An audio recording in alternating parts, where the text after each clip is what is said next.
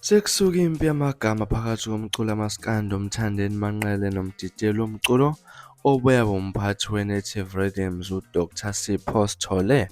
Le mpi iqale kuleli sonto ngesikhathi uDr Sithole ezwakalisa uvo lwakhe ngendlela abaculi bamaskandi okufanele baphathane ngayo emsebenzini womculo njengebhizinisi. uDr Sithole uthe kufanele abaculi bakaMaskandi babambisane ukuze bengadlali abagqugquzeli bemicimbi ngoba bazi ukuthi bangamabhinca. Umculi kaMaskandi uMthandeni noKhuzani ibona abangabuyisa isithunzi kaMaskandi nokuthi bahlangane, kusho uDr Sithole. uDr Sithole ukhale kakhulu ngokuthi abaculi abaningi abasakwazi ukucula bukhoma badlala ulive nokwenza kube nzima ukuthi-ke bayiswe phesheya futhi bekhokhele imali efanele. Seke wakhuluma kakhulu noKhuzani emtshela ukuthi hhayi ngoba-ke angafuni ukudlala bukhoma kodwa abagqugquzeli abangafuni ukukhokha imali eyanele.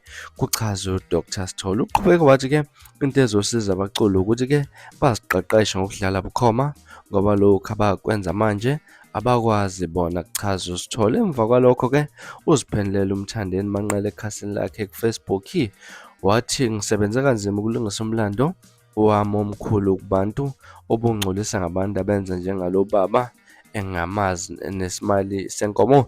Ngicela ningikhuzele yena Singabade nimtshele ukuthi akahlukana kakhulu negama lami lo baba wabantu angimazi, kodwa-ke ngiyamhlonipha, ngimhloniphela nje amagalelo akhe nokuvuthwa kobuso bakhe, kuchaza igcoka elisha. Ngiza-ke ngibadabukele abantu abanjena Nkosi yami ngoba-ke abanye babo bashoda ngolwazi, bayasetshenziswa bese babhekana ngqo noNkulunkulu wobizo lwami zibakhalele futhelana uMthandeni. Uqhube wathi-ke ulwa nokufakwa kwegama lakhe engxoxweni yabantu abangahlangane nayo.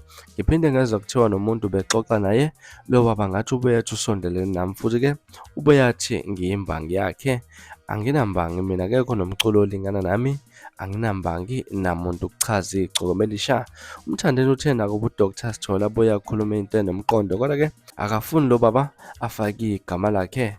Lo baba uvumela ukusetshenziswa ngabantu kanti-ke umdala. Shuthi-ke lo baba akazi ukuthi kuMaskandi kuphethe yena futhi ngiphethe kuyo yonke indawo.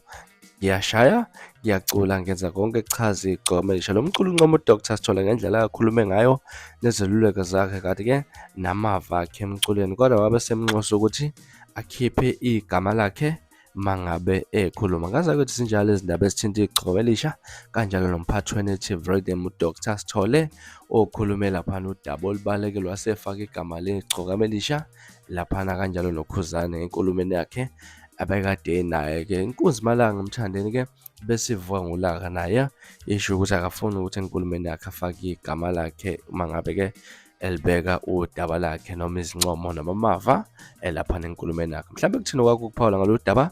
Ake sivele hlanga ne-comment section utshela ukuthi luthini olwakho uvo ngalolu daba. From iLasibona engaza ukuthi sengiphuma manje nangiyathembisa unyabuya futhi nezinye ezilandelayo kwivideo elandelayo. Kwakho ukusubscribe, niziphathe kahle, nibe nosuku olumnandi. Ngithanda khona.